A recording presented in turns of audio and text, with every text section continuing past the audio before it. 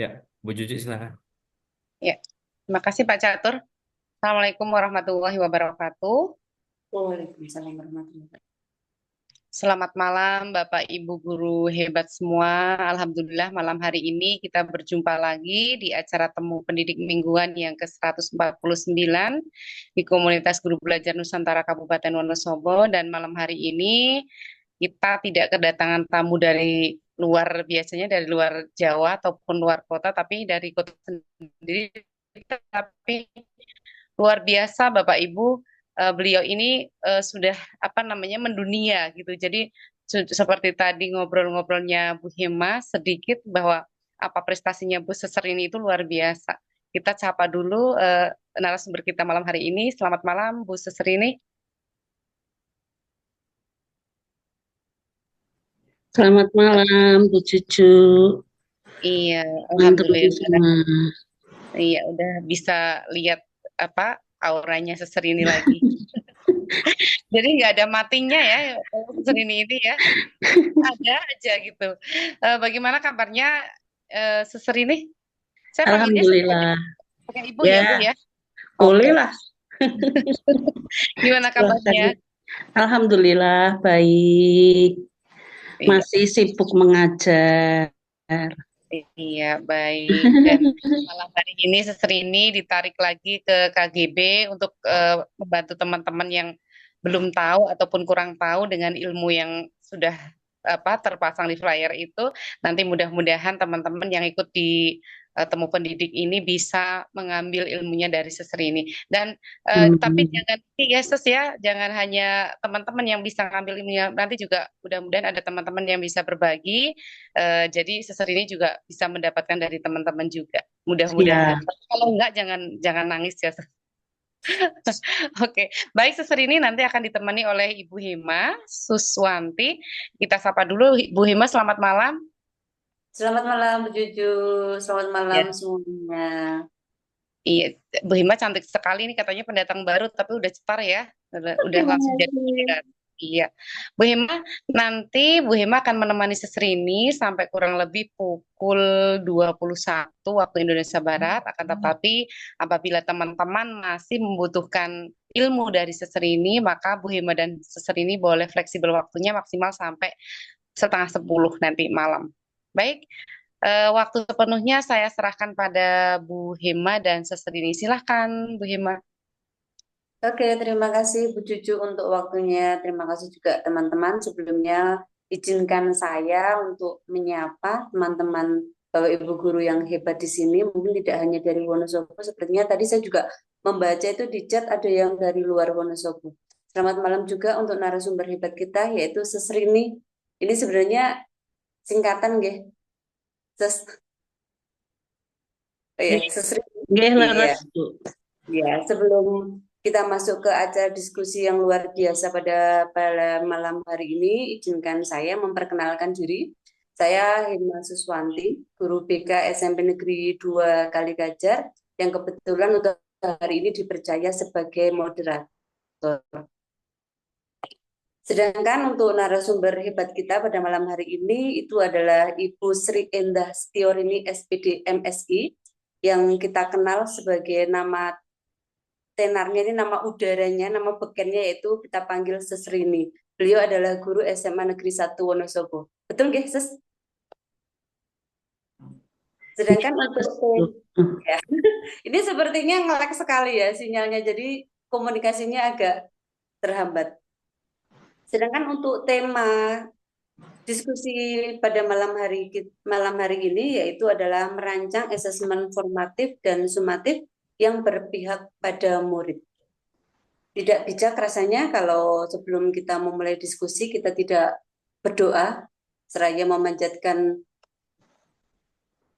puji syukur kepada Tuhan Yang Maha Esa sebagai satu-satunya yang menjadi pelindung kita. Marilah kita berdoa menurut agama dan keyakinan kita masing-masing. Semoga acara kita pada hari ini diberi kelancaran dan kemudahan. Berdoa dipersilakan.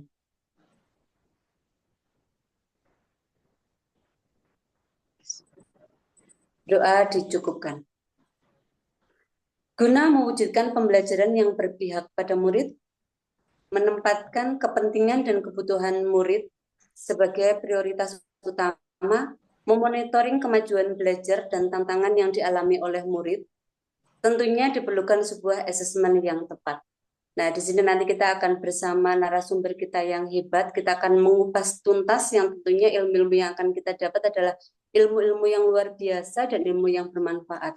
Sebelum kita masuk ke materi yang akan disampaikan, perizinkan saya untuk memperkenalkan narasumber kita pada malam hari ini. Tadi sudah saya sampaikan bahwa beliau adalah Ibu Sri Endah Setiorini, SPD MSI. Beliau adalah guru di SMA Negeri 1 Wonosobo, yang tentunya ini prestasi dan pengalamannya luar biasa. Ini saya print itu tadi sampai 8 lembar.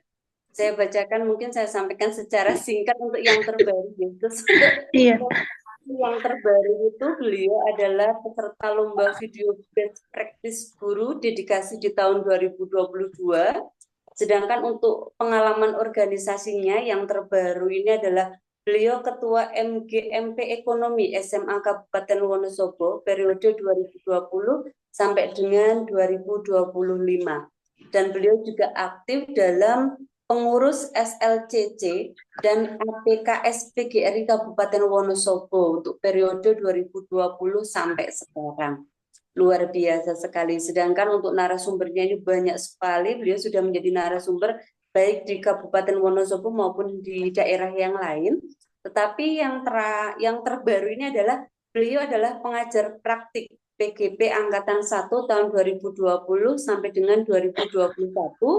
Beliau juga fasilitator guru penggerak tahun 2022 sampai dengan 2023 untuk Angkatan 7. Beliau juga masih menjadi fasilitator pada guru penggerak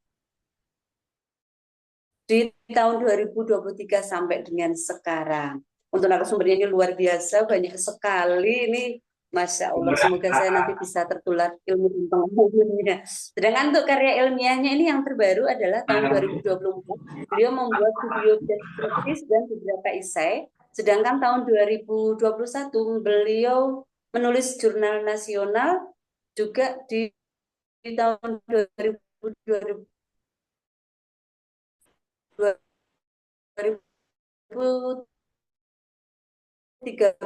beliau menulis. Itu saya perkenalkan. Kita nanti kalau saya bacakan biasa. Mungkin kurang bijak kalau saya terlalu banyak membuka di awal ini. Tentunya nanti pada saat diskusi setelah materi disampaikan dengan tuntas, ada kesempatan untuk kita berdiskusi, bisa memberikan pertanyaan ataupun tanggapan yang nanti akan dibuka sesuai dengan waktu yang tersedia atau mungkin kebutuhan dari teman-teman semua. Untuk sepenuhnya waktu saya berikan kepada narasumber kita, kepada beliau Sesrini, dipersilakan. Monggo, Ses. Ya, baik. Terima kasih Bu Hema. Bismillahirrahmanirrahim. Assalamualaikum warahmatullahi wabarakatuh. Waalaikumsalam warahmatullahi wabarakatuh. Yang terhormat Ibu Sri Juwariah sebagai Ketua KGBN Wonosobo, Pak Catur, Bu Dini, dan juga Bu Hema, dan juga teman-teman yang tidak bisa saya sebutkan satu persatu sebagai pengurus di KGBN ini yang selalu belajar dan mendampingi Bapak Ibu semuanya. Baik, yang pertama-tama marilah kita panjatkan puji syukur kehadirat Allah Tuhan Yang Maha Esa, di mana pada malam hari ini kita masih diberi kesempatan nikmat sehat yang luar biasa dari Allah Subhanahu wa Ta'ala. Akhirnya pada malam hari ini kita bisa bertemu kembali. Dan ini saya sudah yang ketiga kalinya nggih, Pak Catur, Bu Hema, Bu Juju, terima kasih sekali atas kesempatan yang ketiga kali ini. Biasanya kalau sudah ketiga kali itu sudah sunnah ya. Semoga saja nanti tambah wajib ya. Di luring ya. Pengen banget luring itu ketemu dengan ibu-ibu, bapak ibu seperti yang kemarin itu ya, dengan Mas Rizky. Dan saya di sini juga banyak sekali belajar Bu Hema dari teman-teman, dan mungkin Bapak Ibu yang belum mengenal saya nggih, saya di SMA 1 Wonosobo sejak tahun 2001 Bapak Ibu. Dan ini Bu Hema kalau Bu Hema masuk 2001 berarti murid saya. Ada Budini, ada juga Pak Armia Arjun. Kalau yang dari SMA 1 ada Pak Eko, ada Pak Anas, nggih. Itu semua murid-murid saya. Jadi ya sudah bisa membayangkan seberapa usia saya, ngoten nggih. Jadi di sini saya sebagai sesepuh akan inilah berbagi kepada Bapak Ibu semuanya yang masih muda-muda ini biar tidak kalah semangatnya dengan saya yang sudah sepuh ini ya. Kemudian sebelumnya Pak Catur ini saya kirimin PPT saya, nanti kalau ada mungkin sesuatu yang saya nanti nge-share misal macet atau apapun itu nanti biar Pak Catur sambil membantu nggih Pak Catur. Baik, sebelumnya saya mau ini dulu, pantun dulu ya, biar agak lebih riang gembira. Mentari tenggelam menjelang petang, Cakep, sunyi malam berbintang bulan. cakep, Selamat malam Bapak Ibu guru yang berbahagia. cakep. Mari terus semangat belajar di KGBN yang selalu bersinar terang.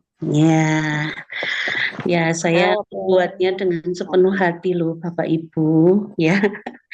Baik Bapak Ibu yang kami hormati, yang kami cintai dan saya banggakan, saya di sini hanya ingin sharing, berbagi praktek baik, tidak karena saya menggurui atau saya paling hebat. Mungkin kalau secara luring Bu Hema jadi tahu saya seperti apa. Saya paling besar di mana-mana Bu Hema. Jadi pembesar pokoknya ya di mana-mana. Benar Bu, waktu mau ke GP itu dengan Bu Iya. Win. Oh iya ya. Pokoknya paling gede, wes di mana-mana saya paling besar ya. Jadi semua Bapak Ibu guru itu hebat dengan kehebatannya masing-masing.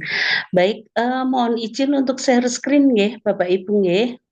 Kalau nanti ada kesulitan dalam saya share screen, mohon nanti bisa dibantu. Ya, apakah sudah kelihatan Bapak Ibu? Sampun. Sampun nggih. Ya. Baik, terima kasih saya sampaikan kepada komunitas guru belajar Nusantara di KGBN Wonosobo. Di sini saya akan membersamai Bapak Ibu, kita sama-sama belajar, yaitu bagaimana merancang asesmen formatif dan sumatif yang berpihak kepada murid. Nanti Bapak Ibu, saya nanti tidak sendiri karena di sini banyak sekali Bapak Ibu guru. Nanti ada tanya jawab atau mungkin Bapak Ibu mau menyampaikan pendapat, begitu boleh ya pada saat saya sedang berbicara. Monggo Bapak Ibu jika mau raise hand juga tidak apa-apa. Sebelumnya Bapak Ibu biar kita berkesadaran penuh, mari kita konsentrasi Bapak Ibu. Kita menenangkan hati dan pikiran kita. Baik, kita menutup mata terlebih dahulu Bapak Ibu. Menarik nafas dalam-dalam, hilangkan semua permasalahan yang ada. Inhale, tahan dulu, buang nafas pelan-pelan. Lagi Bapak Ibu, ambil nafas, tahan, hembuskan.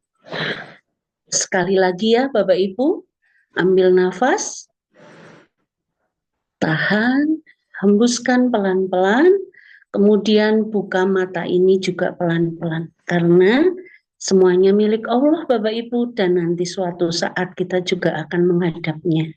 Untuk itu pastikan kita mencintai diri kita, mengenal diri kita, membangkitkan semangat pada diri kita untuk senantiasa bisa mendampingi anak-anak hebat di sekolah Bapak Ibu semua. Saya mengambil quote dari Albert Schweitzer ya, saya nggak bisa membacanya nih. Sukses bukanlah kunci kebahagiaan. Kebahagiaan adalah kunci kesuksesan. Jika kamu mencintai apa yang dirimu lakukan, kamu akan sukses ya. Jadi kebahagiaan itu adalah kunci kesuksesan kita. Apabila kita tidak bahagia dalam menikmati diri kita sebagai seorang guru, di situ kita tidak akan sukses Bapak Ibu. Untuk itu cintailah profesi kita, hargailah profesi kita seperti kita menghargai diri kita sendiri. Baik, semoga dengan mindfulness ini Bapak Ibu kita akan semakin menyadari diri kita semakin tenang hati dan pikiran kita, agar kita bisa menyerap semua hal-hal yang baik yang bisa kita peroleh hari ini. Begitu ya Bapak Ibu. Baik, saya lanjutkan Bapak Ibu. Komitmen belajar kita hari ini, mari kita menghargai waktu bersama ini ya. Insya Allah jam 9 tepat atau mungkin kurang, itu juga enggak apa-apa. Kita bisa hadir seutuhnya dan silakan raise hand jika bertanya Bapak Ibu ya. Kemudian nanti pada saat ada yang berbicara mohon untuk di-mute dulu. Kemudian boleh dibuat catatan-catatan. Untuk apa Bapak Ibu? Untuk selalu mengingat ya. Tulislah apa yang akan Bapak Ibu lakukan dan lakukanlah apa yang sudah Bapak Ibu tulis. Masih bersama dengan saya di sini, nama saya memang ini ya, mungkin nama panggung ya, tadi katanya Bu Hema ya. Nah, Sesrini ini S-nya adalah Sri, lambang Dewi Kemakmuran Bapak Ibu. Ya, ciri-ciri pertumbuhan dan pembangunan ekonomi itu ada pada saya ya, karena saya guru mapel ekonomi. Di sini adalah indah, biar indah dipandang mata. Suami saya saja ya. Kemudian S di sini setia. Alhamdulillah masih setia dengan KGBN sampai hari ini. Meskipun mohon maaf sekali Bu Juju, Pak Catur dan teman-teman, saya tidak bisa mengikuti full misalnya di 1 bulan ikut terus karena kebetulan ada berbagai kegiatan dan itu juga harinya Selasa. Ya, mungkin Pak Catur juga tahu, teman-teman juga tahu ya. Tetapi terlepas dari itu, saya berusaha membagi waktu untuk tetap mengikuti KGBN. Saya selalu melihat, saya selalu mendengar, walaupun saya tidak kelihatan ya. Seperti siluman aja ya Pak Catur. Ya, baik. Lanjut. Bapak Ibu, silahkan bisa ditulis di kolom chat Bapak Ibu. Apa sih sebenarnya yang Bapak Ibu pahami tentang assessment? Karena pemantik ini bisa menjadi sebuah assessment awal buat saya.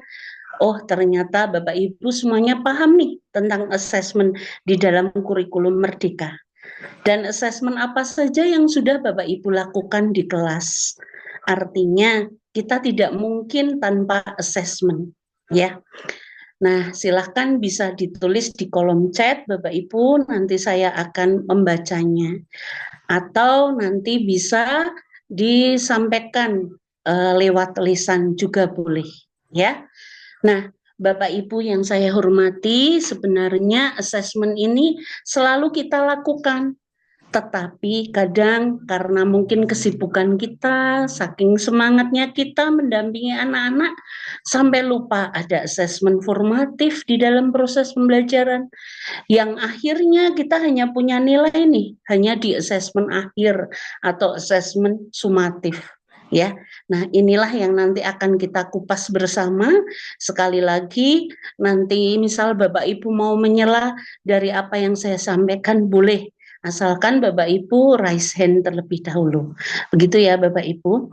Jadi untuk kali ini sambil Bapak Ibu boleh menulis di kolom chat silahkan apa yang Bapak Ibu pahami tentang assessment dan assessment apa saja yang sudah Bapak Ibu lakukan di kelas. Ya, nanti yang bisa untuk kita diskusikan. Baik Bapak Ibu. Permasalahan yang muncul adalah bagaimana kita bisa merancang sebuah assessment, terutama yang berpihak pada murid. Karena di dalam konteks pendidikan formal, assessment itu dikatakan berpihak pada murid ketika assessment itu mendukung tumbuhnya potensi-potensi terbaik murid. Artinya apa Bapak Ibu? Assessment bukan untuk menghakimi. Assessment bukan untuk menyudutkan si A, si B, pinter sama enggak. Bukan untuk itu Bapak Ibu. Memahami assessment itu ibaratnya understanding evidence. Artinya apa Bapak Ibu? Bahwa assessment itu menempatkan sebagai salah satu bukti yang bisa memahami sebagaimana jauh sih proses pembelajaran yang akan, sedang, dan dilaksanakan. Jadi sebagai bukti murid itu sudah belajar atau belum, sudah tercapai belum tujuan pembelajarannya, itu adalah assessment Bapak Ibu. Jadi bagaimana seorang Bapak Ibu guru bisa memahami assessment sebagai understanding evidence, ini yang paling penting sekali.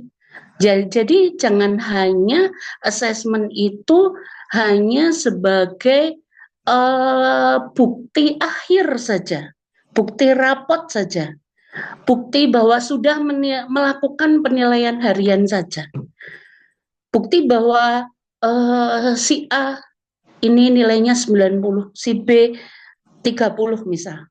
Bukan hanya itu, tapi lebih dalam dari itu, bahwa assessment itu dipahami sebagai sebuah pembuktian, ya, pembuktian atas ketercapaian sebuah pembelajaran. Nah, kalau dulu sebelum kurikulum Merdeka, tentu saja kita tahu Bapak Ibu, yang sering sekali kita lakukan adalah assessment of learning sebagai evaluasi pada akhir proses pembelajaran. Nah, tanpa kita melihat 4S, ya, karena assessment as learning dan assessment for learning serta assessment of learning ini tidak bisa dipisahkan Bapak Ibu. Tidak bisa hanya udahlah yang sing penting melu ulangan. Nah, sing penting melu ulangan. Padahal anak-anak kita itu pasti unik dengan keunikannya mereka. Dan mereka itu punya potensi sendiri-sendiri. Untuk itu seorang guru harus jeli. Jeli melihat sebuah karakteristik yang ada pada diri murid.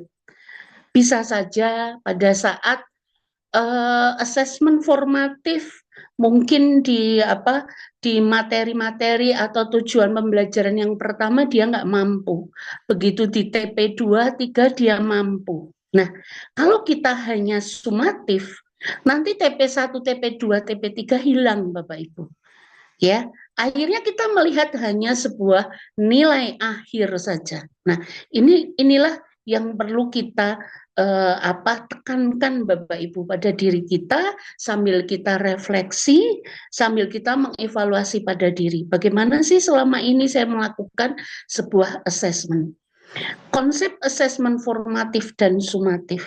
Mungkin Bapak Ibu sudah pernah mendengar di assessment formatif itu Bapak Ibu ada awal dan di dalam proses. Kalau dulu menyampaikan diagnostik sampai akhirnya membuat diagnostik yang harus bekerja sama dengan beberapa lembaga yang akhirnya mungkin dengan biaya yang mahal misal.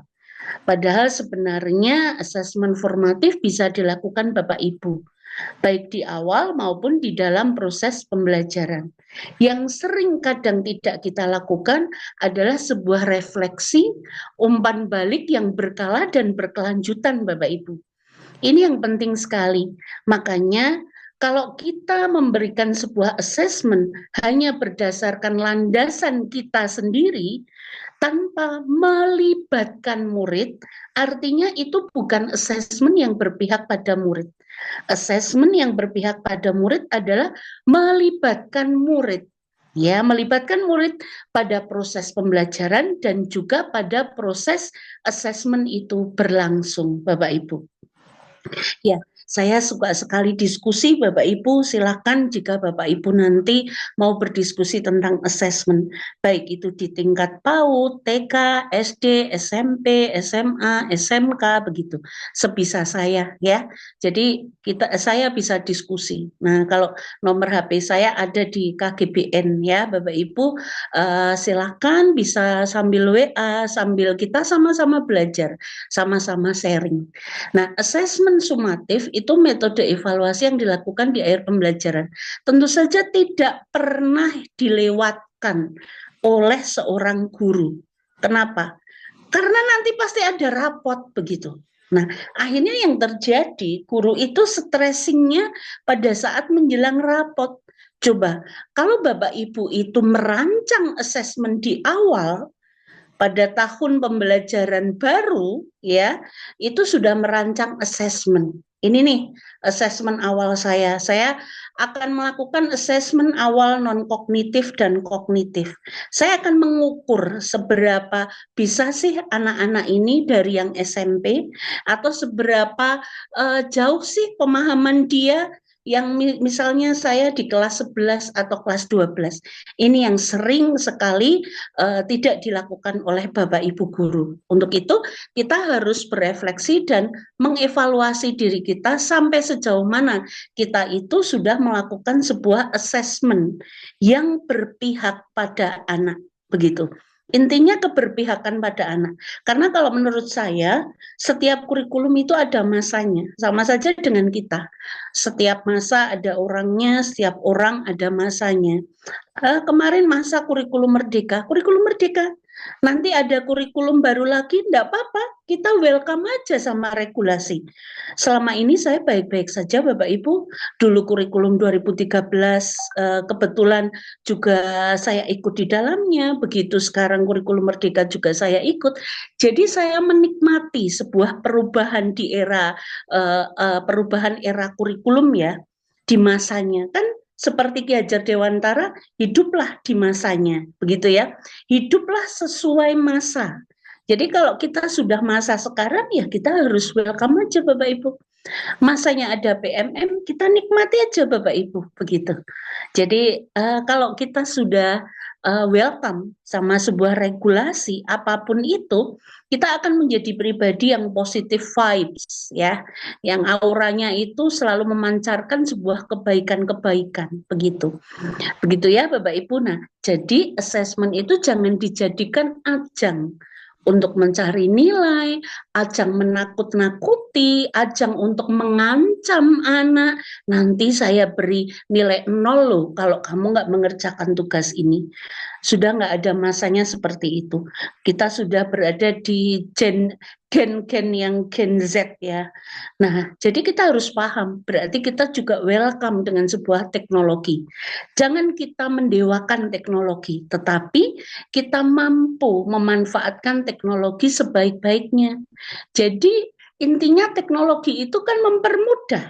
Nah, kalau ada hal yang mudah, kenapa harus sulit begitu? Nah, jadi kita akhirnya welcome dengan sebuah teknologi. Nah, kemudian Bapak Ibu, kedua assessment ini memang harus kita lakukan karena ini cara untuk menilai pembelajaran ya, di mana assessment ini sebagai bentuk, sekali lagi, sebagai bentuk pembuktian ya, tadi understanding evidence. Nah, merupakan kesempatan untuk menerima dan memberikan sebuah umpan balik. Umpan balik boleh berupa uraian, berupa indikator-indikator rubrik, boleh ya. Anak-anak disuruh mengisi umpan balik, begitu boleh. Ya, mau berupa centangan, checklist, boleh. Rubrik itu banyak sekali Bapak Ibu. Silakan sesuaikan dengan kondisi anak di sekolah Bapak Ibu. Jadi kalau ada contoh rubrik misalnya dari saya atau dari teman-teman, sesuaikan dulu adopsi dan adaptasi. Biar dijadikan sebuah inspirasi, kemudian kita lihat kondisi di sekolah kita masing-masing. Begitu Bapak Ibu. Nah, kemudian tadi ya penekanannya seperti apa ya. Jadi harapan di kurikulum baru itu mengutamakan assessment as learning dan for learning Bapak Ibu. Nah, itu apa? Itu adalah di posisi yang formatif. Kalau sumatif saya yakin Bapak Ibu pasti melakukan semua, okay? Ya. Kemudian ini saya slide-nya ada 50 tapi saya tidak yakin 50 itu akan disampaikan semua ya. Nanti saya berikan sebuah kesimpulan ya. Nah, fungsi assessment formatif dan sumatif. Penting sekali pada kurikulum ini, guru diharapkan memberikan proporsi yang lebih banyak pada pelaksanaan asesmen formatif. Maka saya nanti akan mengupasnya, membahasnya lebih ke formatif Bapak Ibu. Apa yang harus dilakukan Bapak Ibu? Begitu, daripada menitik beratkan orientasi pada asesmen sumatif. Harapannya mendukung proses penanaman kesadaran bahwa proses itu lebih penting daripada sebatas hasil akhir, begitu. Nah, jumlah asesmen formatif lebih banyak dari jumlah asesmen sumatif. Tujuan asesmen formatif untuk perbaikan dan pengembangan diri. Asesmen formatif ini membantu untuk mendapatkan nilai yang lebih baik dalam asesmen sumatif di akhir. Kemudian bisa membangun keterkaitan antara sumatif dan formatif, yaitu dengan merancang sebuah asesmen formatif dan sumatif yang itu berpihak pada anak. Nah, nanti seperti apa nanti saya akan sampaikan Bapak Ibu. Mengapa keseimbangannya ini penting? Nah, mengubah paradigma belajar yang menitik beratkan pada nilai menjadi belajar yang menitik beratkan pada proses. Nah, jika ketergantungan pada asesmen sumatif masih terjadi dengan umpan balik yang sedikit, maka dapat menghambat proses murid untuk mengalami sebuah knowledge. Karena kita tidak hanya transfer knowledge, kita bisa mendidik, ya kan? Kita bisa mengelaborasikan pemahaman, kita bisa mengkoneksikan antar materi, kemudian menginspirasi, membuat kelas inspirasi. Jadi inspiring your class Bapak Ibu, ya. Nah, ini bentuk asesmen formatif dan sumatif. Ada diskusi kelas, produk, contoh lagi drama, presentasi, tes lisan. Bapak Ibu, karena kita seorang edukator, edukasi, tentu kita tidak lepas dari teori, ya. Teori kita tidak terus yang sakar PDW, ya. Jadi kita harus berlandaskan teori. Karena apa? Karena kita seorang edukator. Nah, seorang edukator itu menyampaikan hal-hal edukasi yang bisa menanamkan nilai-nilai pengetahuan.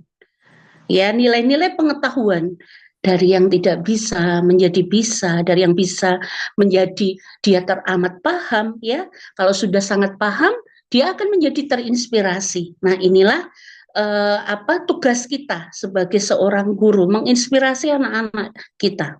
Jadi tidak hanya assessment itu berupa tertulis, bisa saja tidak tertulis. Bisa saja yang kondisinya adalah anak-anak ini kalau tertulis pasti nanti banyak nih yang nilai-nilai akhirnya di bawah KKTP atau di bawah yang seharusnya kita ekspektasinya lebih. Akhirnya Bapak Ibu memikirkan cara nih, oh kalau anak-anak ini kok seneng banget ya membuat sebuah produk, atau dia kok seneng lesan ya. Nah, optimalkan itu Bapak Ibu. Jadi jangan bangga kalau kita itu membuat soal yang kerennya luar biasa, yang anak-anak tidak bisa mengerjakan, yang itu akhirnya mematikan potensi mereka. Karena kalau berpihak pada anak itu kita harus betul-betul hadir untuk mengembangkan potensi mereka atau justru menemukan sebuah potensi pada diri anak. Jadi dari sebuah assessment saja itu nanti akan terbukti si A ternyata dia kok punya potensi ini ya, si B wah potensinya tambah optimal nih. Nah, inilah manfaat dari sebuah assessment yang betul-betul sesungguhnya. Jadi tidak hanya berupa nilai angka Bapak Ibu, justru lebih dari itu Bapak Ibu. Bapak Ibu bisa kok melihat saya misalnya, Bapak Ibu pengen nih lesson study di kelas saya. Boleh, saya senang sekali. Kita akan saling sharing bagaimana jurnal itu yang kita buat. Jurnal ada yang saya buat itu untuk diisi anak, ada yang saya buat sendiri. Poster, refleksi, isi refleksi ada yang hanya di checklist, ada refleksi yang mereka menuliskan. Saya sudah selalu membiasakan di sekolah itu memakai 4P, ya. Bagaimana peristiwa perasaan pembelajaran dan penerapan ke depan.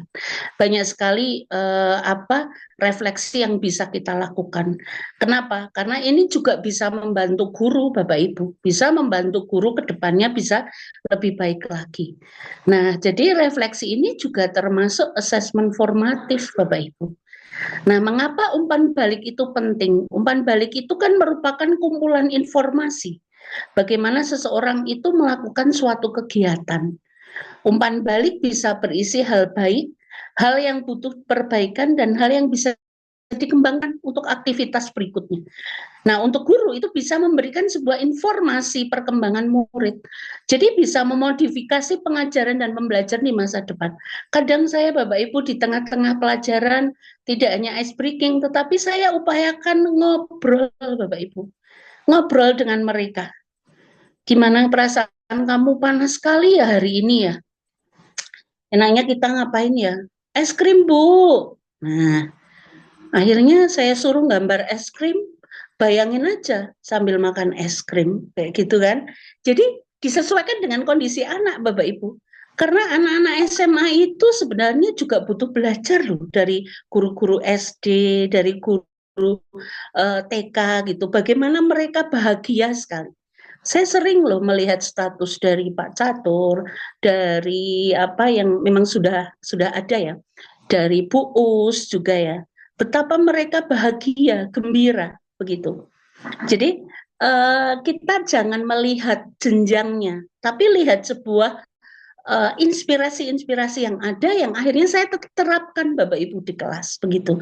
Jadi jangan menganggap TK, justru itu kita harus belajar nih bahagia. Gimana ya memantik anak biar bahagia, biar menyenangkan. Kan gurunya harus bahagia dulu. Bapak Ibu bisa melihat saya bahagia, sangat bahagia Bapak Ibu. Karena keluarga lah yang bisa membahagiakan saya. Nah, untuk itu kalau kita di kelas posisi adalah guru tidak bahagia, akhirnya apa? Tidak sukses kelas itu. Makanya tadi saya di awal menyampaikan quote-nya itu, kunci kesuksesan itu adalah sebuah kebahagiaan. Kalau Bapak Ibu sampai detik ini tidak bahagia, Bapak Ibu tidak sukses. Begitu. Nah, makanya kita bahagiakan dulu diri kita yang nantinya di kelas itu full enjoy ya. Kemudian full senyum, full materinya itu apa ya namanya luas begitu Bapak Ibu. Memandangnya itu tidak hanya satu sisi, dari berbagai sisi. Akhirnya nanti terjadi metakognitif yang tidak dipaksakan oleh kita sebagai guru. Jadi akhirnya alami Bapak Ibu secara natural. Kenapa? Karena kita mampu membahagiakan diri kita mampu membahagiakan orang lain. Kalau guru saja tidak bisa ngomong, bagaimana kita mengedukasi mereka? Begitu. Ya kan? Nah, lesan itu penting, tetapi jauh lebih penting adalah sebuah akhlak, sebuah contoh pada diri kita, role model kita.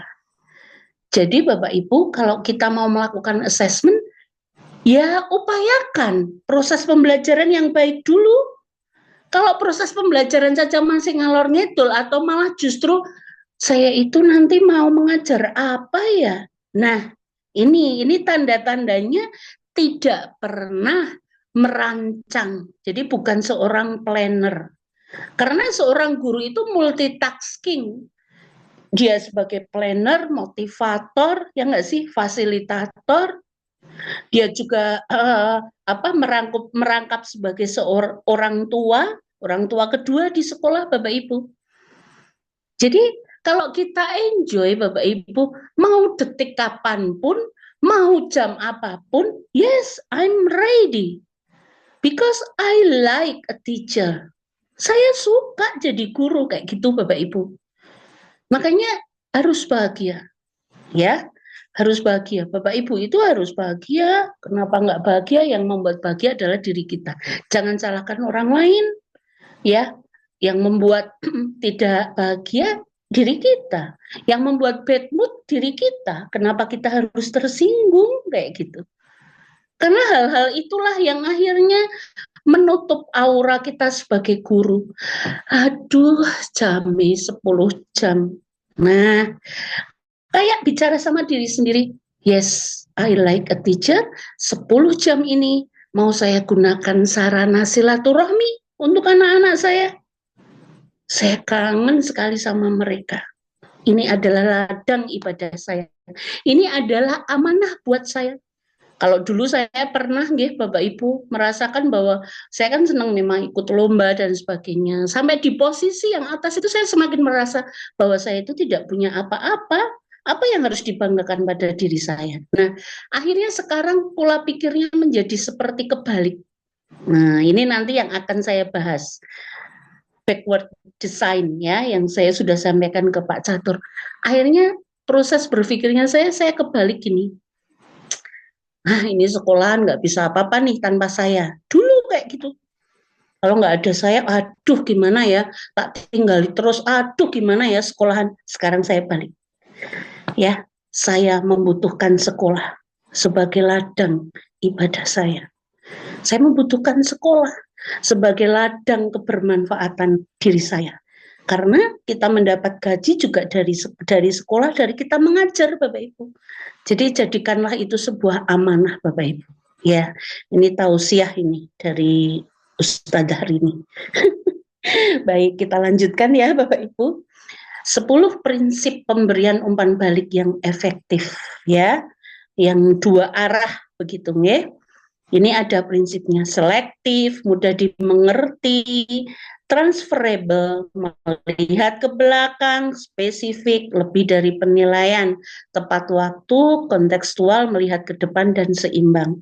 Satu persatu dulu Bapak Ibu, tidak perlu semuanya. Ya, tidak perlu Bapak Ibu checklist nih, umpan balik saya sudah efektif belum ya? Di checklist satu persatu sampai 10 ini. Satu persatu. Ya, hal yang kecil, hal yang sederhana itu kita mulai untuk merubah mindset kita. Nanti lama-kelamaan pasti biasa. Karena bisa itu karena terbiasa Bapak Ibu. Harus membuat umpan balik yang efektif bagaimana? Harus terdiri dari feed up, feedback, and feed forward. Jadi ada saran Bapak Ibu. Makanya saya kemarin P5 ya Bapak Ibu.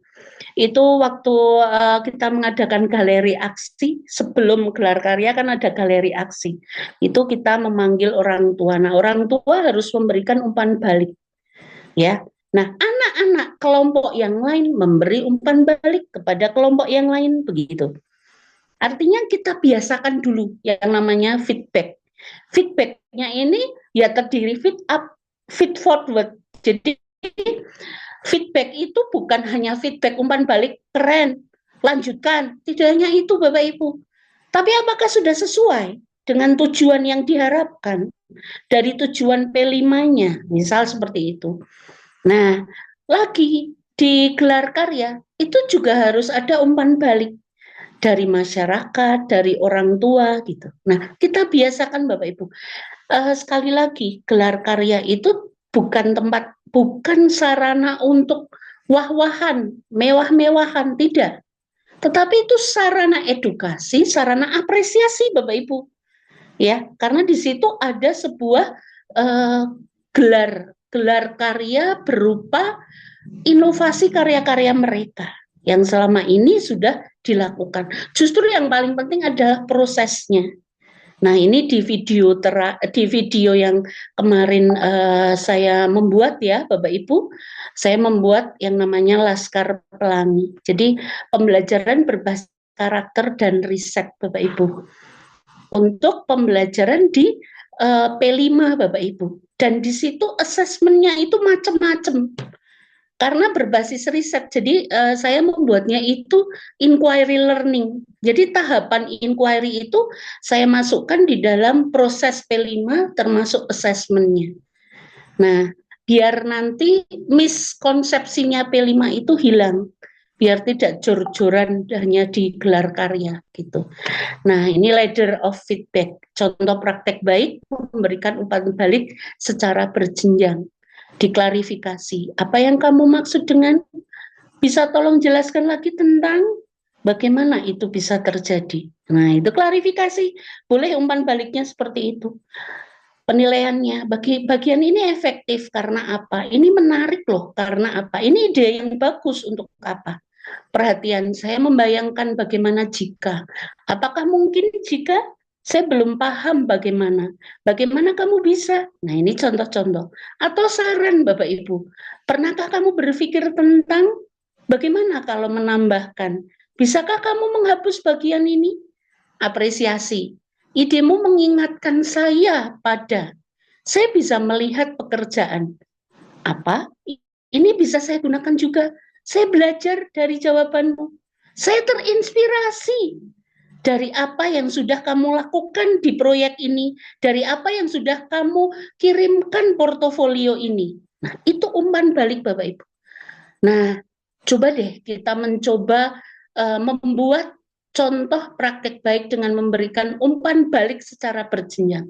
Apakah di posisi klarifikasi, penilaian, perhatian, saran, dan apresiasi. Kalau Bapak Ibu sudah melakukan ini semuanya, itu yang luar biasa. Dan Bapak Ibu sudah melakukan assessment dan umpan balik yang berpihak pada peserta didik. Gitu. Nah, kalau tadi kita sudah bicara tentang assessment, pertanyaannya bagaimana merancang assessment yang berpihak pada peserta didik. Nah, ini saya menyimpulkannya dengan 7M Bapak Ibu. Yang pertama, menentukan tujuan pembelajaran. Yang kedua, memilih instrumen yang tepat. Yang ketiga, mendesain tugas yang menantang dan realistis.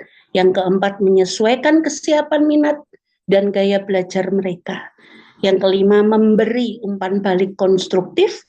Yang keenam, melibatkan siswa. Dan yang ketujuh, menggunakan data assessment untuk peningkatan pembelajaran. Nah, kalau Bapak Ibu misalnya hanya di posisi yang satu, ya Bapak Ibu berarti hanya sifatnya menuntaskan capaian pembelajaran saja. Menuntaskan sebuah tujuan pembelajaran saja. Tanpa melihat peserta didik itu karakteristiknya seperti apa. Tanpa tahu perkembangannya dia seperti apa. Jadi kita akhirnya tidak tahu bagaimana si anak itu akan membuktikan pada kita. Kalau kita saja nggak pernah membuka sebuah kesempatan yang luas untuk mereka. Siapa tahu tidak hanya guru yang memberi umpan balik, anak bisa memberi umpan balik ke kita. Ini memberi umpan balik yang konstruktif, yang membangun, ya. Tidak hanya isinya mau protes-protes toh, kan enggak. Ya, Bapak Ibu.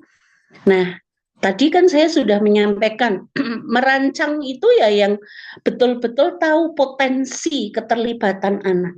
Nah, akhirnya pada posisi kita melakukan yang namanya backward design, yang mungkin Bapak Ibu sudah pernah melakukannya.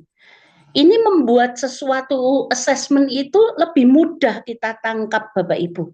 Ya, lebih mudah kita tangkap. Kenapa? Karena desain balik atau backward design ini adalah pendekatan yang berguna dalam merancang pembelajaran yang berpusat pada siswa. Jadi simple Bapak Ibu. Setelah simple itu kemudian kita jabarkan di masing-masing proses perancangan pembelajaran. Setelah itu kita jabarkan lagi ke dalam indikator-indikator dan rubrik assessment yang kita butuhkan. Dan mohon maaf kalau untuk contohnya nanti bisa saya share ya. Contohnya itu kalau yang di sini saya mengambil dari mapel saya karena yang sudah saya lakukan Bapak Ibu. Saya nggak berani kalau saya menyampaikan itu saya tidak melakukan. Akhirnya kan ibaratnya seperti hanya gambaran. Kalau ini betul-betul sudah saya lakukan dan ada contohnya. Nah, itu kalau contoh SD, TK, SMP, SMA ada selain yang mapel saya. Nah, nanti kalau butuh silahkan bisa menghubungi saya ya Bapak Ibu dan kita bisa berdiskusi. Karena ini praktek baik yang sudah saya lakukan. Nanti sambil ngobrol nggak apa-apa. Nah, jadi yang saya lakukan adalah langkahnya 3 hal ini. Kita mengidentifikasi dulu, simpel-simpel dulu aja Bapak Ibu, ya. Saya jenis yang tidak mempersulit. Jadi Kalau ada yang sulit, kenapa harus mudah? Nah, itu bukan tipikal saya. Kalau ada hal yang mudah, kenapa harus sulit? Gitu. Karena dunia edukasi itu tidak untuk menyulitkan seseorang di dunia pendidikan, tetapi justru untuk mempermudah jalan. Mempermudah jalan apa? Ya jalan untuk menemukan sebuah pengetahuan, Bapak Ibu. Nah, ini langkah dari backward design atau desain terbalik. Satu, mengidentifikasi hasil belajar, yang kedua adalah merancang penilaian di dalam assessment, dan yang ketiga adalah merencanakan pembelajaran. Atau bisa kita singkat menjadi 3 langkah ya, yang nanti akan saya sampaikan. Manfaatnya adalah bisa meningkatkan motivasi, bisa meningkatkan kualitas, bisa membantu guru dalam merancang pembelajaran yang efektif, bisa memastikan bahwa semua siswa itu memiliki kesempatan untuk mencapai tujuan pembelajaran. Jadi sekali lagi, assessment tidak bisa berbunyi apapun tanpa sebuah proses pembelajaran. Makanya rancangan pembelajaran itu penting. Makanya nanti akhirnya seperti kita mengidentifikasi dulu sampai nanti kita ada sebuah perencanaan begitu. Ya. Nah, ini 3 tahapannya. Mengidentifikasi hasil yang diinginkan, ya. Artinya ini tujuan pembelajarannya. Kemudian yang kedua, menentukan bukti pembelajaran yang memadai atau assessment. Jadi dari assessment itu kita bisa membuktikan, ya. Kita bisa membuktikan dengan hal-hal apakah itu sedang atau akan dilaksanakan, ataukah itu penting, ataukah itu bisa dikembangkan. Jadi menentukan bukti pembelajaran yang memadai itu yang tadi saya sampaikan, bahwa assessment itu sebagai understanding evidence. Nah, kemudian yang ketiga, tahapan ketiga adalah merencanakan pengalaman belajar siswa beserta strategi dan metode. Jadi 3 tahapan ini adalah tadi yang 3 langkah yang sudah saya ringkas, ya, yang sudah saya ringkas tadi. Identifikasi yaitu tujuan pembelajaran, yang kedua adalah assessment-nya, dan yang ketiga adalah rancangan pembelajaran itu sendiri. Nah, Bapak Ibu, saya akan mengambil contoh desain balik atau backward design itu dari materi mapel saya, ekonomi, ya. Topiknya adalah permintaan dan penawaran. Jadi, kita akan mengkritisi bagaimana assessment itu bisa membantu dari tahapan backward design ini. Karena di backward design ini, desain balik ini akhirnya guru itu lebih mudah gitu loh. Lebih mudah untuk mengoptimalkan sebuah assessment. Nah, ya. Nah, contohnya ini Bapak Ibu. Ya, mungkin kalau ada yang mengajar mapel ekonomi atau IPS itu bisa nyambung dengan ini. Kalaupun tidak apa-apa ya Bapak Ibu, karena kita belajar. Contoh, misalnya ini identifikasi hasil yang diharapkan atau tujuannya. Siswa dapat menjelaskan konsep permintaan dan penawaran, serta faktor-faktor yang mempengaruhi keduanya. Siswa dapat menganalisis grafik permintaan dan penawaran, serta menentukan harga keseimbangan pasar. Saya sisipi profil pelajar Pancasila, ya, yaitu siswa memiliki rasa ingin tahu yang tinggi terhadap fenomena ekonomi di Indonesia dan mampu mengaitkannya dengan kehidupan sehari-hari. Nah, kemudian saya merancang penilaiannya, Bapak Ibu. Ya, karena backward design yang 3 tahapan tadi, akhirnya kan setelah tahu tujuannya kita rancang, ini mau saya rancang nih, assessment formatif simulatifnya, sumatifnya bagaimana. Nah, awal dan di dalam proses pembelajaran. Sumatifnya misal saya mengambil tes tertulis, proyek kelompok, simulasi pasar, dan portofolio. Karena tujuan pembelajaran tadi ada permintaan penawaran, demand and supply, dan ada equilibrium price atau harga keseimbangan pasar. Nah, kemudian saya merancang penilaiannya ini. Nah, kalau ini Bapak Ibu, di foto ini adalah tugas-tugas dan juga nanti akan saya tunjukkan assessment Jadi asesmen sumatif harian saya itu ada yang membuat produk Bapak Ibu. Jadi tidak melulu tes tertulis ya. Ada yang membuat proyek kelompok seperti ini. Jadi tidak melulu tes tertulis. Nah, kalau ini permintaan penawaran yang akhirnya membuat sebuah produk gitu ya. Ini saya kaitkan dengan STEM juga. Oke. Saya kaitkan dengan STEM, engineering-nya juga itu juga kelihatan. Ini ya. Kemudian assessment formatif. Nah, ini betul-betul sedang melakukan produk Bapak Ibu. Ini assessment sumatif Bapak Ibu. Kalau nggak salah itu APBN dan APBD Bapak Ibu. Ya. Nah, tujuan assessment awal formatif. Kita harus menetapkan sebuah tujuan di dalam assessment formatif yang akan kita lakukan Bapak Ibu. Jadi kalau tadi permintaan penawaran ya saya mengidentifikasi pengetahuan awalnya untuk mengetahui sejauh mana sih mereka memahami konsep dasar permintaan dan penawaran sebelum pembelajaran dimulai. Kemudian saya menentukan titik awalnya, menyesuaikan materi pembelajaran permintaan penawaran dengan tingkat pemahaman siswa. Nah, kemudian mengidentifikasi sebuah kesalahpahaman untuk mengetahui konsep-konsep permintaan dan penawaran yang perlu ditekankan dalam sebuah proses pembelajaran. Jadi, asesmen formatif untuk materi saya itu saya jabarkan dulu Bapak Ibu. Bagaimana saya mengidentifikasi, menentukan kemudian nanti bisa menganalisis juga ya. Nah, ini Bapak Ibu. Nah, akhirnya di asesmen formatif awal itu misal saya memberikan contoh tertulis sederhana, pertanyaan tertulis sederhana. Apa yang kamu ketahui tentang permintaan, beberapa faktor yang dapat mempengaruhi, nah dan seterusnya. Kemudian diagram sederhana, kurva permintaan yang kamu pikir benar, jelaskan apa yang kamu ketahui tentang bentuk kurva tersebut. Itu asesmen formatif awal. Itu bisa saja saya gunakan untuk, saya gunakan untuk apa? Strategi diferensiasi saya, ya. Apakah saya mau melihat di aspeknya adalah kesiapan belajar, minat, atau gaya belajar, profil belajar murid. Nah, disinilah nanti diferensiasinya muncul. Karena diferensiasi itu tidak ujuk-ujuk ada, Bapak Ibu. Itu kan hasil dari assessment. Kalau ini kan assessment formatif awal untuk kognitif, Bapak Ibu. Ya, assessment formatif awal untuk kognitif, di mana kita akan mengukur sampai di mana dia mengetahui tentang permintaan dan penawaran.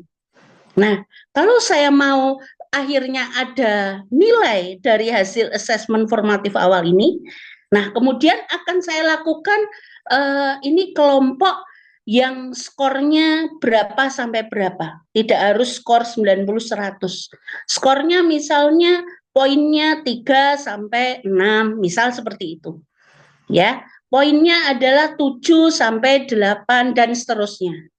Nah, pada saat kita akhirnya nanti membuat kelompok berdasarkan asesmen formatif awal, begitu ya Bapak Ibu, dari hasil skor tadi, artinya kita sedang melakukan proses berdiferensiasi dari segi kesiapan belajar Bapak Ibu. Begitu Bapak Ibu, karena kan ada 3, ya kan, strategi.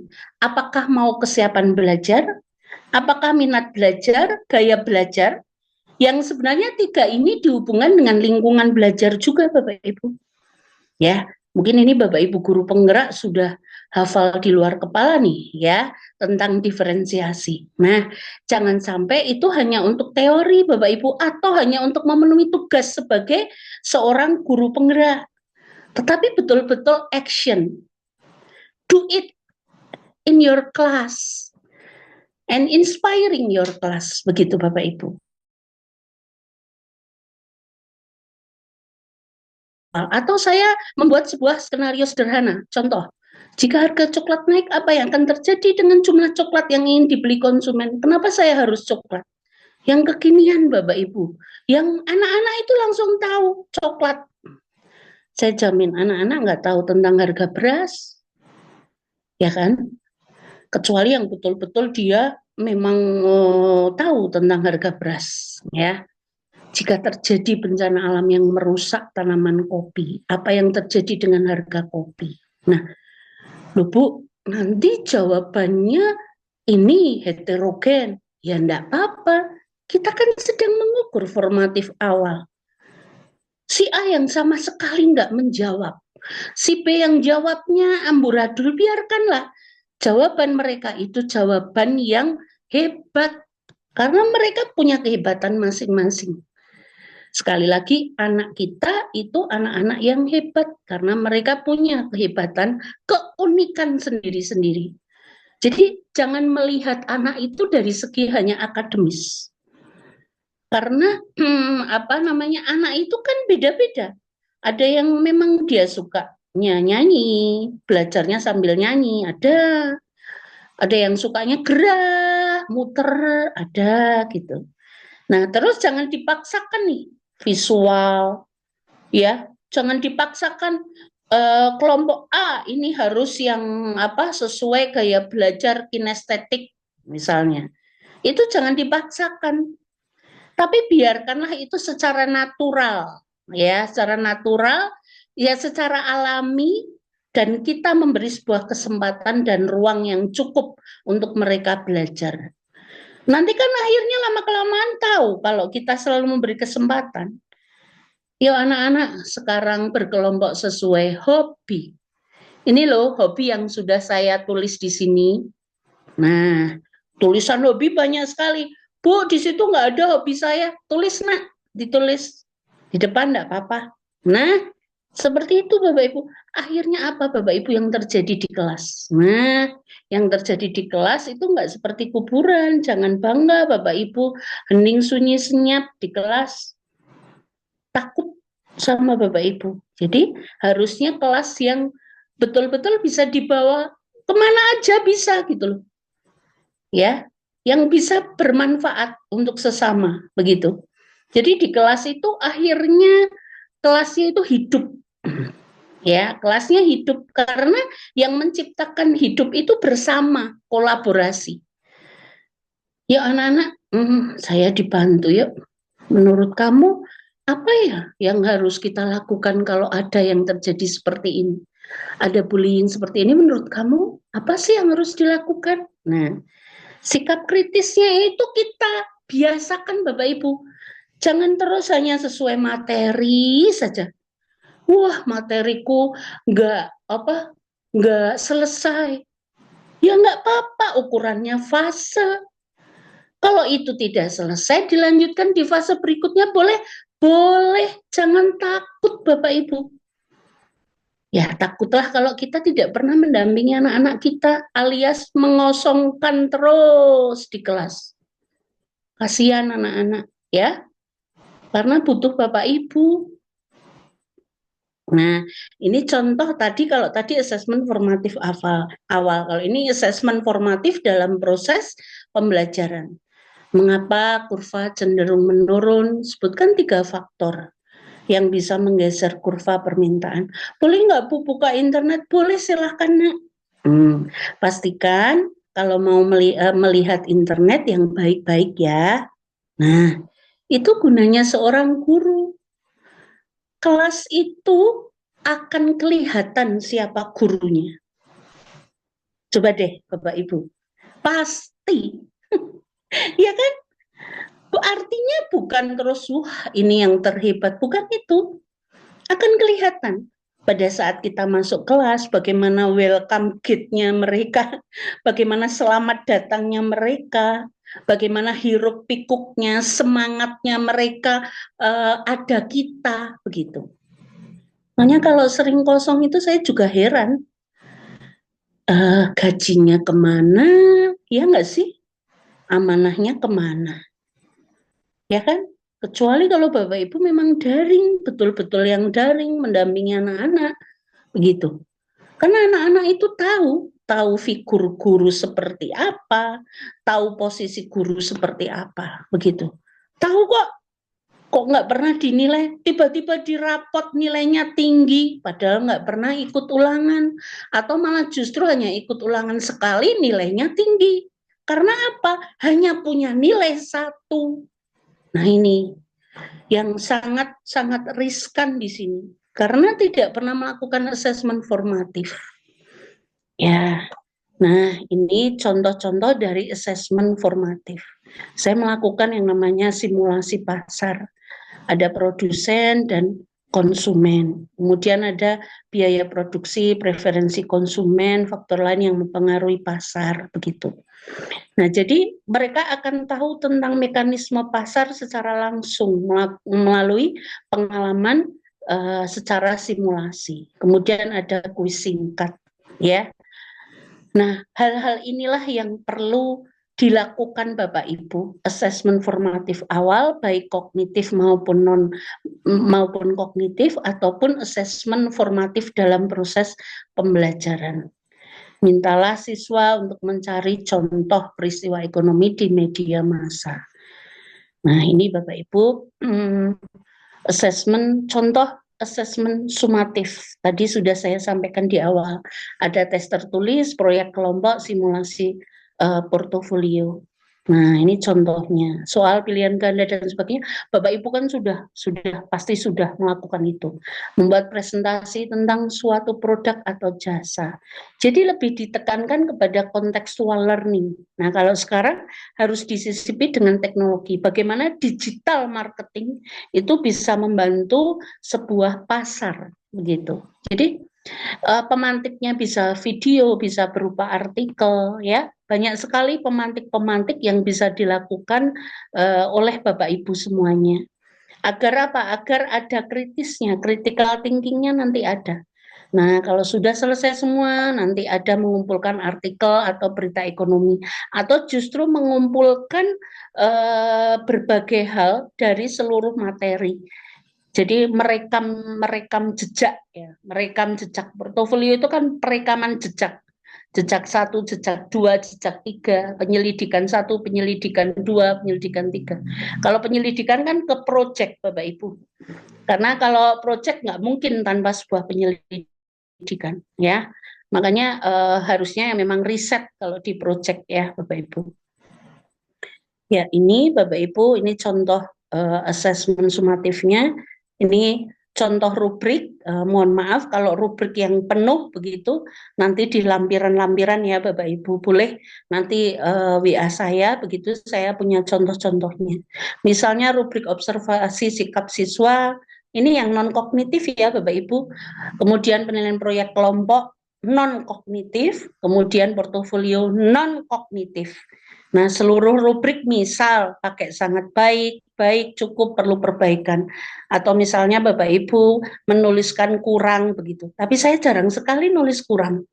Kayaknya gimana ya skornya kurang gitu tuh kok kayak gimana ya rasanya si anak ini nggak bisa apa-apa begitu. Makanya saya ya melakukan positif lah. Perlu perbaikan. Nah, gitu Bapak Ibu. Bahasa kan juga pengaruh juga ya. Nah, kemudian contoh rubrik assessment juga, ya ini contoh kelas saya ini ya, lagi sarapan bersama, kemudian ada kayak, pokoknya kelasnya dibuat kayak meaningful gitu ya, kebermaknaan Bapak Ibu, you and me-nya ada, kemudian ada self assessment, jadi kayak assessment pada diri begitu. Jadi situasi-situasi ini perlu kita lakukan Bapak Ibu. Kita ngobrol, kita ngobrol tentang cita-cita gitu juga bisa. Nah, ini rubrik assessment produk misal ya. Kalau tadi yang non kognitif, ini misalnya rubrik assessment produk yang kognitif. Ada kelengkapan, kualitas, kreativitas, ketepatan dengan tujuan. Kalau Bapak Ibu kok punya literasi lain untuk rubrik assessment produk, silahkan aja. Tapi yang jelas bisa dikondisikan di kelas Bapak Ibu. Jadi kan harus sesuai dengan kondisi tempatnya Bapak Ibu. Nah, kemudian ini contoh portofolio ya. Saya rubriknya sama sih, skornya sangat baik, baik, cukup, perlu perbaikan. Nah, kemudian ini rubrik assessment project ya, rubrik assessment project tadi produk. dari perencanaan, penyelesaian tugas, kreativitas, kerjasama, presentasi. Tetapi kalau rubrik assessment project yang ada sains itu akan beda lagi. Karena nanti ada sebuah hipotesa, ada sebuah identifikasi masalah, begitu Bapak Ibu. Ya, yang saya baca ya Bapak Ibu, dan yang sains ini pernah saya terapkan, tapi ada satu indikator yang itu akhirnya tidak bisa di kondisi anak-anak saya, begitu. Nah, ini tadi kan 3 ya, ada identifikasi, jadi identifikasi dari tujuan pembelajaran, yang kedua merancang assessment-nya, ya, ini backward design atau desain balik. Nah, yang ketiga ini merancang pembelajaran. Nah, jangan dilihat kalau Bu, itu kok rancangannya cuma segitu. Ini adalah sebuah rancangan yang nanti akan dimasukkan di modul ajar. Ya, misalnya kegiatan pembelajaran 1, pengenalan konsep dan seterusnya. Nah, ini pada saat kegiatan inti, apa yang harus dilakukan, akhir apa yang harus dilakukan. Pastikan kalau kita pakai project based learning, nah pastikan sintaks PJBL masuk.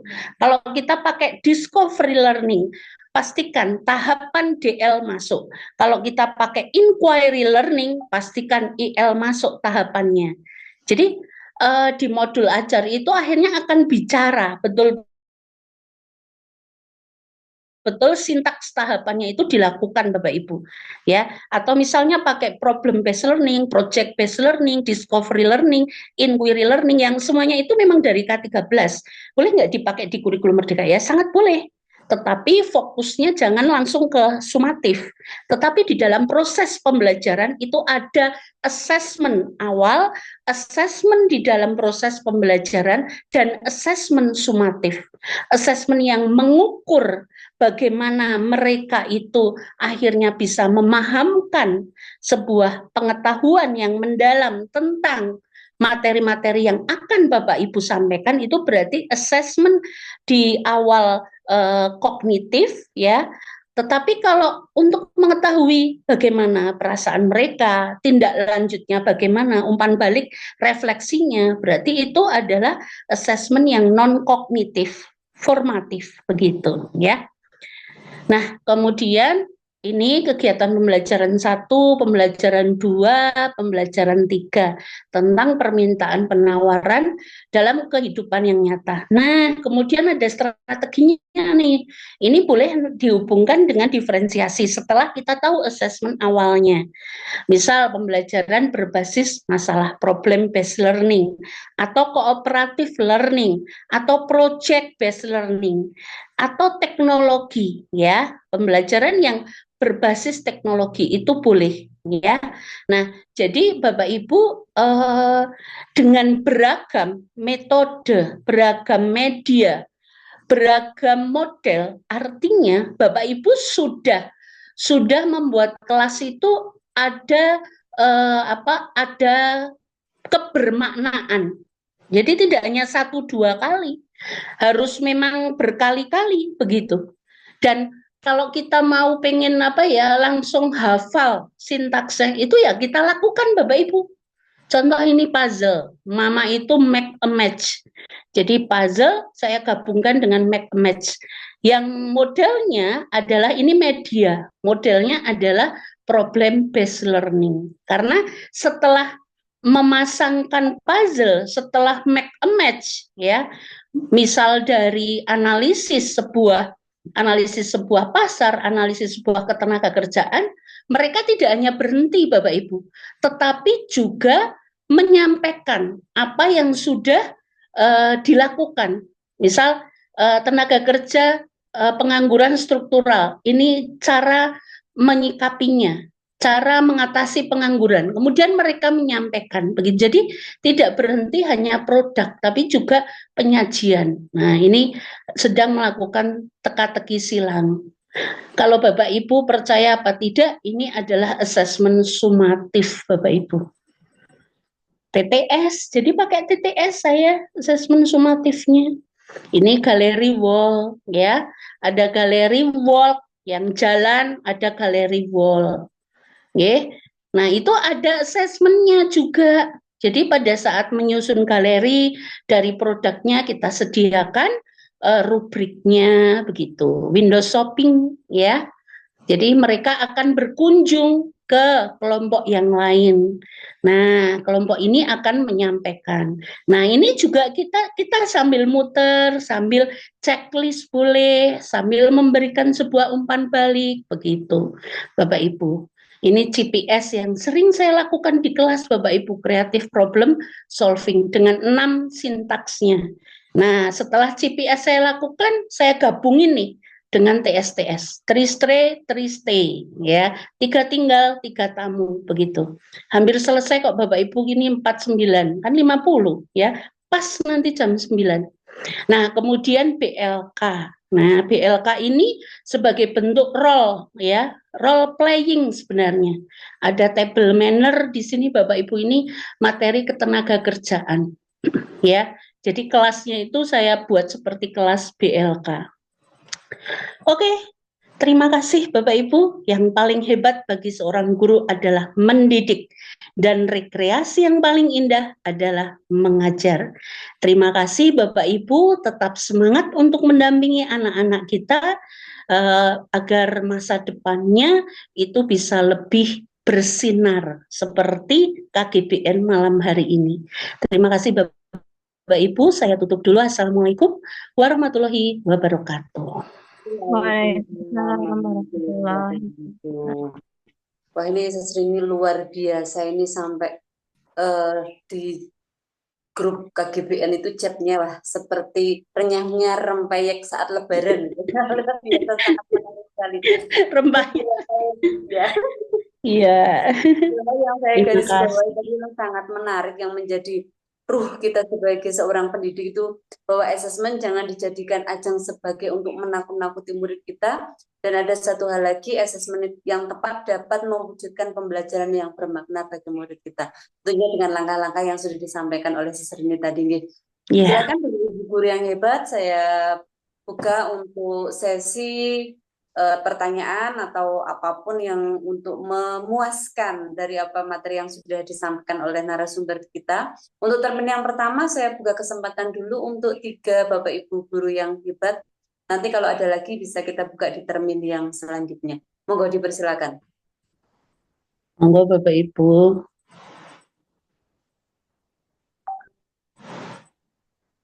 Ya. Mungkin Pak Catur bisa membantu, mungkin ada yang Bu Heni itu Bu.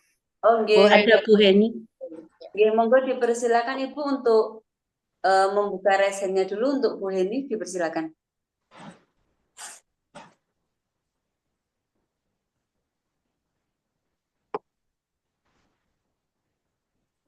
Mikrofonnya Bu, sebentar.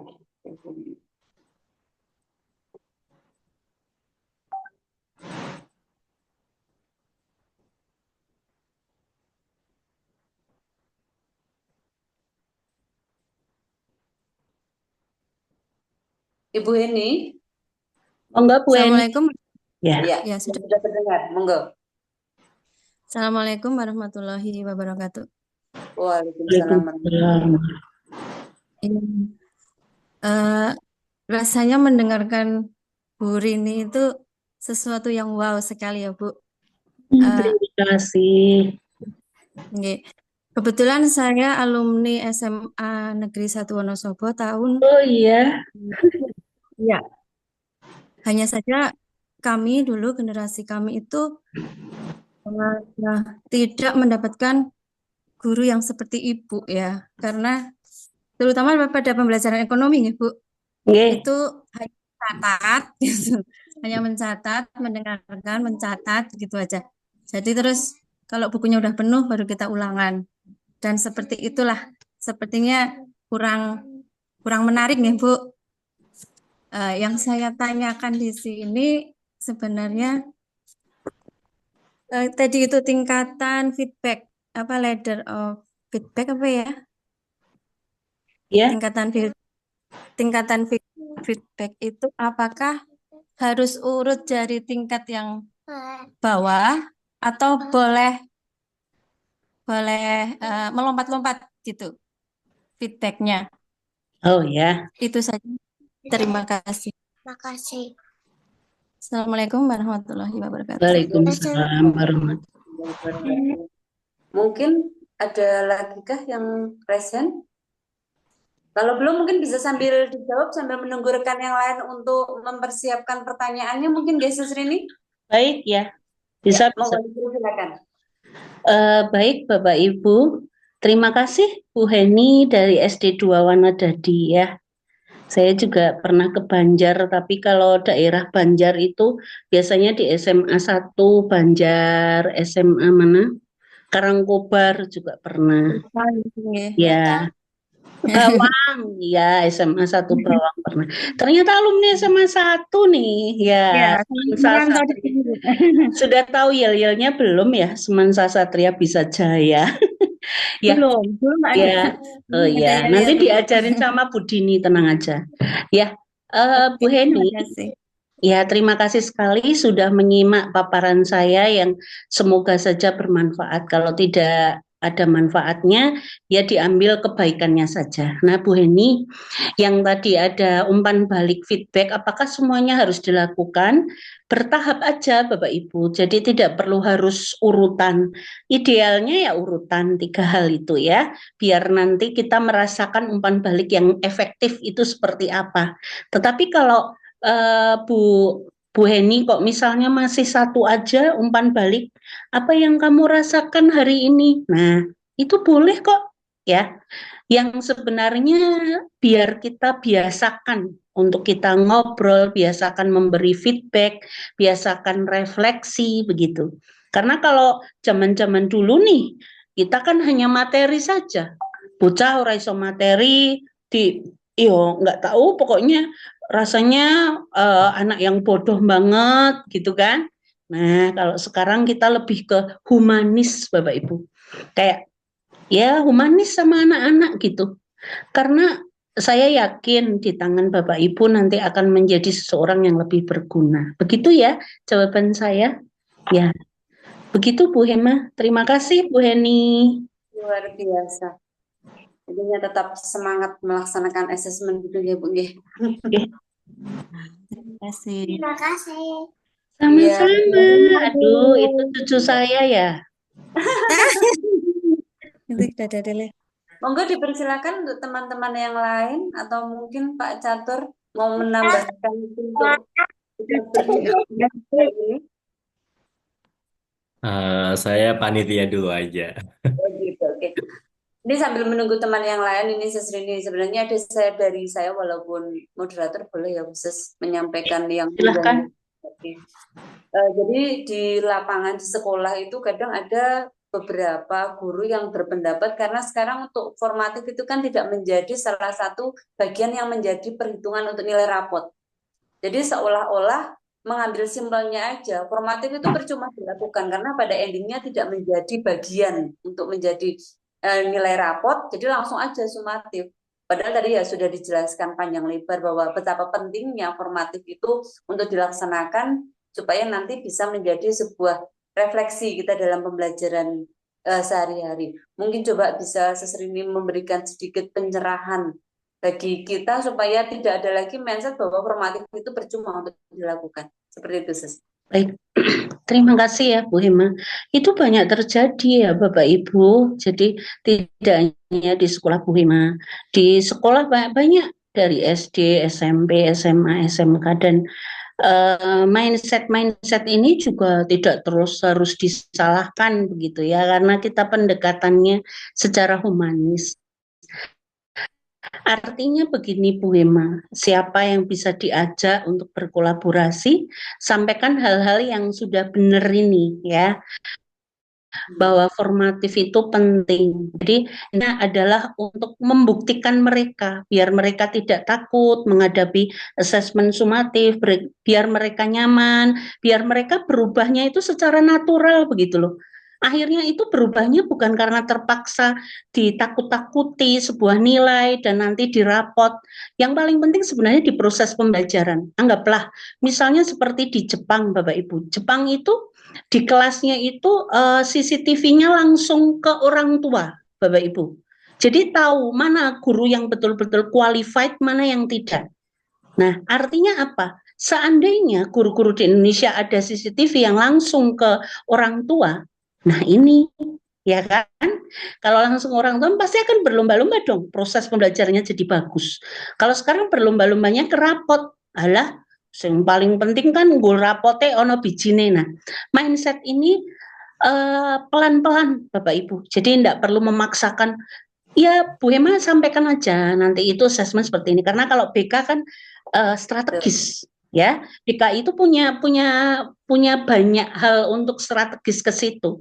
Hubungannya dengan apa? Hubungannya dengan sebuah assessment, dengan kita pendekatan kepada anak, dengan nanti masa depannya seperti apa, konselingnya seperti apa, begitu kan? Nanti banyak hal sih di BK, karena BK itu kan punya senjata ya, senjata dari masalah psikis anak gitu. Akhirnya anak nyaman, akhirnya well-being-nya ada, kan gitu, tingkat secara kesejahteraan psikisnya dia akhirnya ada, kan itu harus didorong Bapak Ibu. Nah, pelan-pelan, jangan langsung des gitu juga jangan. Gimana yang mengubah mindset? Kita dulu aja beri contoh, temen yang mapel digandeng gitu kan. Nah, nanti teman yang bagus-bagus ini nanti akhirnya bisa berbagi praktek baik di kombelnya tentang assessment. Kalau misalnya Bu Ima Bu Rini nanti yang ngisi boleh di daring, boleh, saya siap gitu. Hanya menyampaikan aja, menguatkan aja, nggak usah mikir yang lainnya gitu ya. Paling enggak akhirnya step by step itu akhirnya mindsetnya berubah gitu. Kalau aku masih seperti yang dulu ya akhirnya tidak berubah, masih jahiliyah terus kayak gitu kan. Nah, mungkin itu ya Bu Hima ya. Jadi tetap semangat aja untuk sebuah perubahan gitu. Oke? Ya. Motivasi yang Terima luar kasih. biasa. Tetap melangkah walaupun langkahnya kecil-kecil gitu, Yesus. Iya. Langkah itu kecil-kecil dulu, sederhana dulu kayak gitu. Saya sampai di sini aja kan dari hal yang kecil-kecil dulu. Dari mulang dhisik nang kelas sing bener. Mulang nang kelas sing bener. Wis intine kowe sih. Ini ada pertanyaan melalui chat. Terus Ya. ini dari Pak Anas ya, Pak Anas Yulianto. Oh iya, Pak Anas dari guru mana ya? Wah, kurang paham ini. Oh, Pak Anas dari mana? Kan Yesus Nggih. bertanya dengan berbagai metode atau kesesuaian asesmen yang sesuai dengan keberpihakan murid. Pasti ada proses penyesuaian karena tiap generasi berbeda. Apakah metode yang digunakan guru ini sesuai selalu berhasil atau apakah pernah mengalami trial and error? Jika iya, bagaimana guru ini menyikapi atau melakukan tindak lanjut? Iya. Wah, ini pertanyaan-pertanyaan yang luar biasa. Kayaknya ini guru penggerak, kalau enggak guru penggerak ya PP gitulah ya. Oh ya, yang jelas ikut anggota KGBN juga ini kayaknya Pak Anas ya. Pak Anas dari mana ya? SD, SMP, SMA atau mana ini? Pak Anas. Tidak ada keterangannya, mungkin Pak Catur. Pak Catur kenal sekali kayaknya ya, Pak Anas. Ya, saya jawab ya. Jadi tidak menunggu besok ya Pak Anas, tidak usah menunggu besok, hari ini aja. Metode ya, bukan masalah trial and error. Kalau kita akhirnya berpikiran trial and error, akhirnya hanya ada sebagai ajang coba-coba. Artinya seperti itu. Tetapi do it.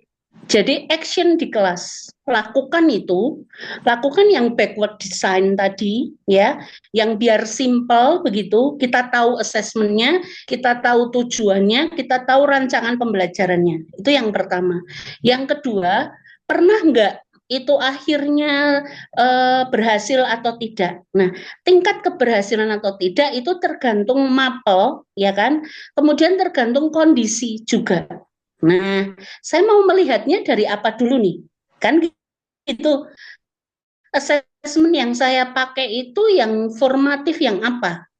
Apakah assessment formatif awal kognitif, assessment formatif awal non-kognitif, atau assessment formatif di dalam proses pembelajaran, atau assessment sumatif? Karena tiap generasi memang beda. Dan saya berusaha untuk tiap generasi itu memang beda. Saya berusaha tidak memakai yang dulu dipakai sekarang. Kita welcome kan dengan teknologi. Misalnya mereka sukanya teknologi dengan kuisis. Dengan kuisis ada kelebihan, ada kekurangannya kan gitu. Dengan apa namanya gitu kan juga sama aja. Nah, bagaimana saya menyikapi melakukan tindak lanjut terus menerus. Jadi berupaya. Jangan putus asa, ibarat seperti kewirausahaan entrepreneur itu pantang menyerah, ya kan? Harus kreatif, harus inovasi. Justru ada sebuah permasalahan itu kita basicnya adalah kekuatan, asset based thinking. Saya yakin Pak Anas ini pasti guru penggerak ini ya, Bu Hema. Kayaknya dari melihat tulisannya itu kayaknya guru penggerak deh, ya. Iya, tulisannya rapi sekali. Nah, jadi metode assessment ini pasti saya sesuaikan dengan kondisi anak. Wong kadang ya Bu Hema, saya melakukan assessment kelas yang A dengan B kadang beda, tetapi tujuannya sama gitu loh.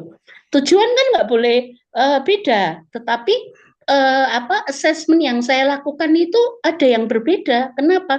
Karena kondisi anaknya itu beda begitu. Nah, itu yang bisa saya jawab. Kalau besok, kalau hari ini belum puas ya besok disampaikan lagi nggih Pak Anas. Pak Anas dari mana ya? Kayaknya dari perguruan tinggi mana gitu. Ya, terima kasih Bu Hema. Terima kasih Pak Anas, tetap semangat ya. Ya, ini kayaknya guru bahasa Indonesia kayaknya ya Bu Hema. Atau guru IPS ya? Yang penting kamu kerumutan nggih Bu nggih. Nggih, yang penting nggih. Itu nggih Bu Hema yang bisa saya sampaikan. Sudah jam 21.09. Masih adakah Bapak Ibu guru hebat yang mau bertanya atau masih ingin menimba ilmu dari Sesrin ini kan mumpung ada kesempatan secara daring?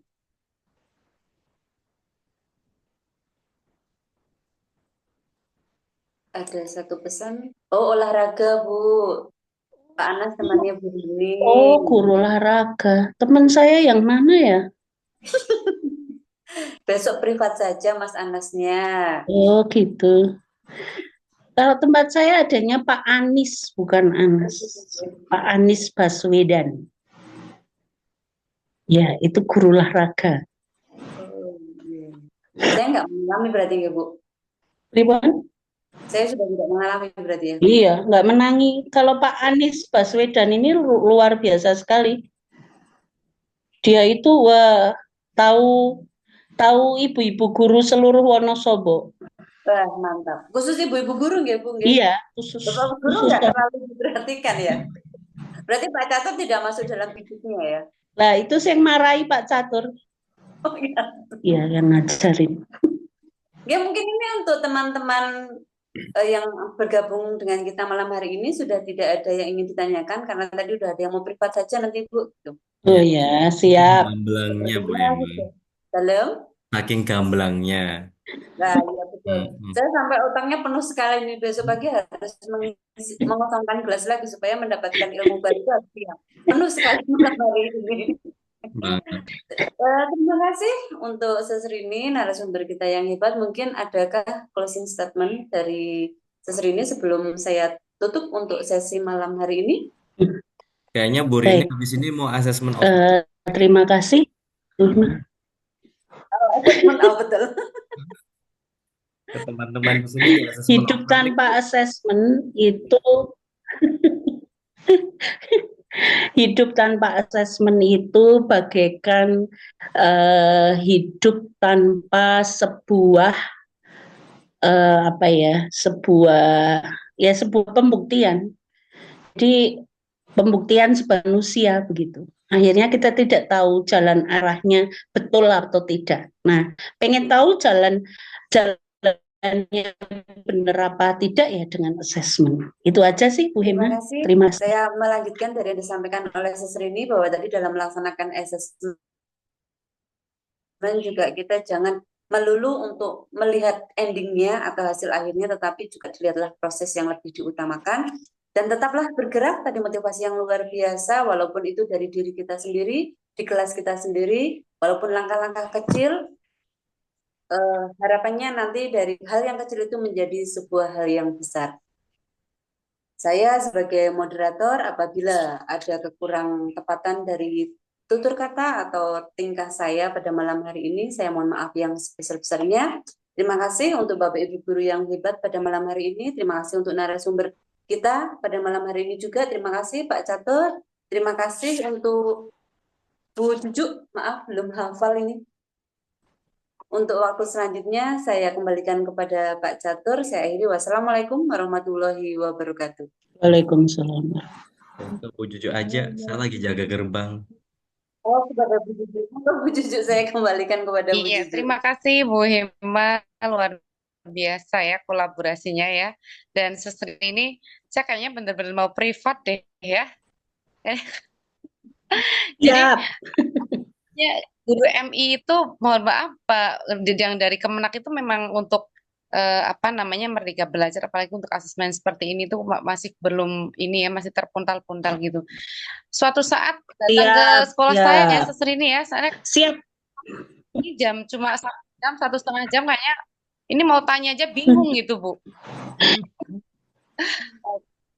Mau tanya bingung karena masih banyak sekali yang mau ditanyakan, banyak sekali yang ingin tahu gitu. Jadi ini mau tanya yang bagian mana ya?